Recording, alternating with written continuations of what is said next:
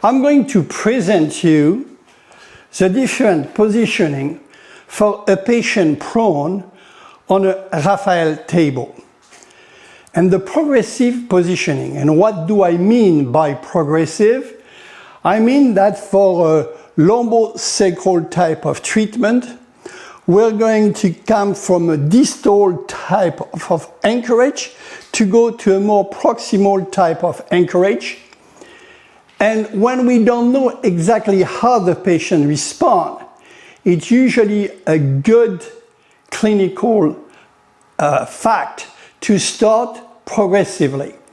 So now you don't have to go through 3 steps.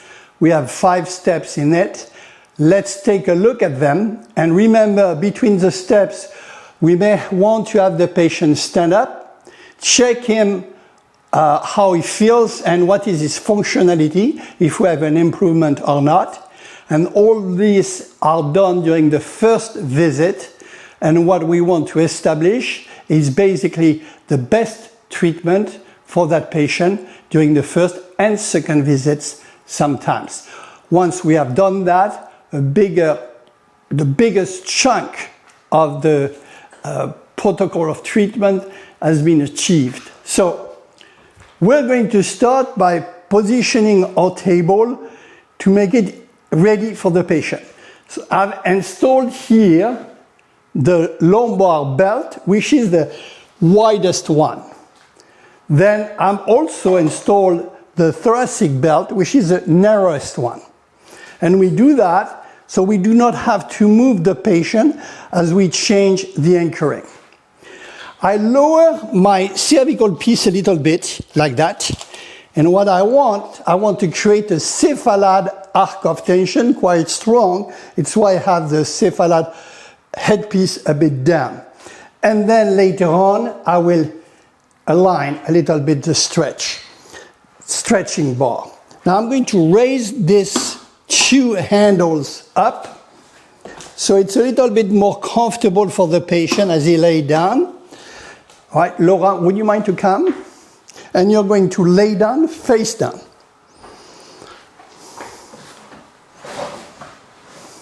Beautiful. So I may want to position my patient so it fits a bit better on the table. So here, I'm going to pull her up gently. Beautiful. Then I'm going to step up my anchoring on the feet.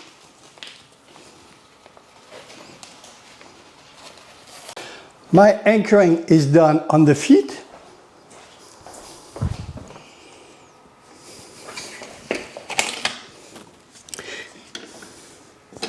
I'm going to extend a little bit. Can you hold that bar? Hold that bar. Are you comfortable like that? Beautiful. And I'm going to rest that bar. Now we are done. And this patient is going to be able to control the traction that she has in the low back. And if it feels uncomfortable, obviously she's going to tell us, or she's going to let the bar go to not worsen the problem.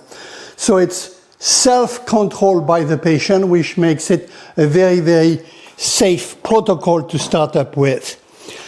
As I perform an axial distraction on the patient, I will oscillate this caudal section right or left, depending on the symptomatology of the patient.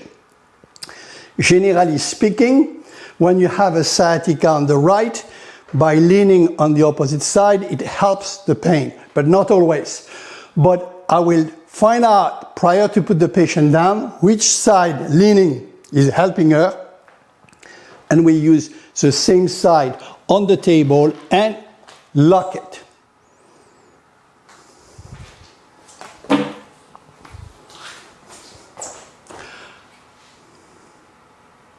I will go with traction.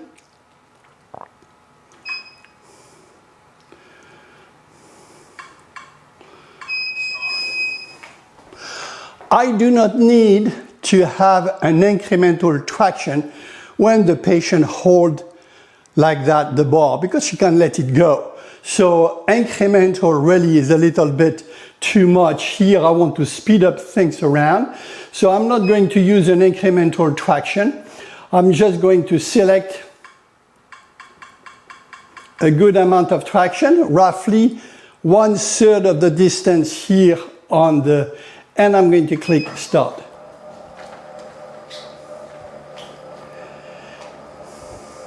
Are you feeling comfortable? Yes. And I'm going to ask the patient, pull yourself up a little bit. Can you pull yourself up with your arm? Okay, good. Let it go. And tell me how it feels if you have no pain with that, okay? Okay, once we have done this, I'm going to stop. And I'm going to go to another type of testing. So then I'm going to unlock, unanchor both ankles. So I take that off. Beautiful. And I'm going to use the pelvic strap on this patient. So the pelvic strap to hold her well.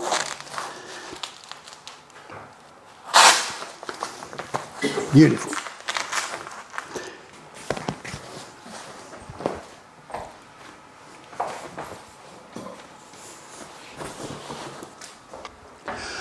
I will raise the lower part of the leg up, which will have as a function basically to relax the posterior thigh muscle, and I will start again my traction. I will do that a few times and check how the patient feels, and I may ask her to stand up and to start to perform some motion to see if she improved or not. I'm going now to raise the pelvic section in order to increase the lumbar lordosis on this patient. And that's going to allow me to know a little bit the positioning of the disc in relation to the nerve root. So most of the people will feel better in this latter position. I'm going to ask you to raise up your pelvis, and I'm going to go under the belt and slide this down.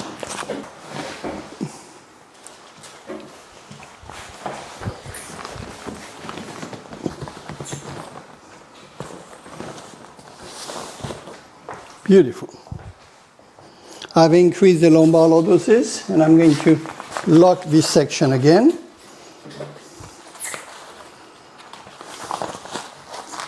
Beautiful. And we're going to go again for a little traction. Hold your hand up, very beautiful. And we stretch her a few times and ask her how she feels. We can even check out how she feels as we put the pressure on the low back. Now we're going to just anchor also the thoracic section. And usually, we will leave the feet as is and start again the traction.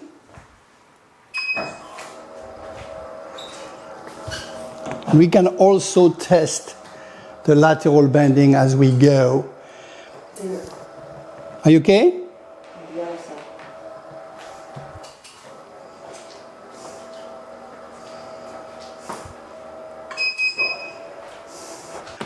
We have now a patient with a pelvis anchorage, a thoracic anchorage.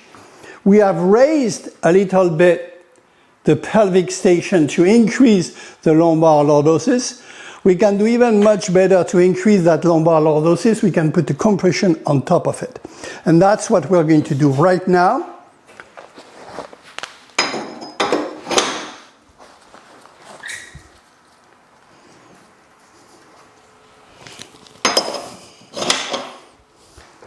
So I'm going to move a little bit the thoracic section. Very good. So I have this at the right dimension.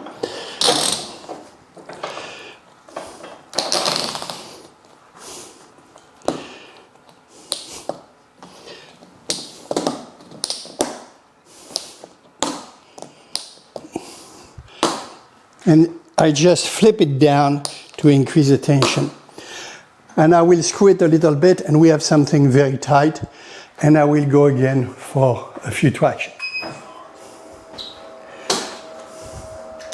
And now we have a nice compression of the spine, lumbar spine in extension, a traction with 2 anchorage points, pelvis and thoracic, and we have the feet semi-bent to basically increase even more the lumbar lordosis. Now we can also use a flexion with that. I'm not putting the flexion, we are trying currently only axial distraction, but the flexion obviously will go a little later on.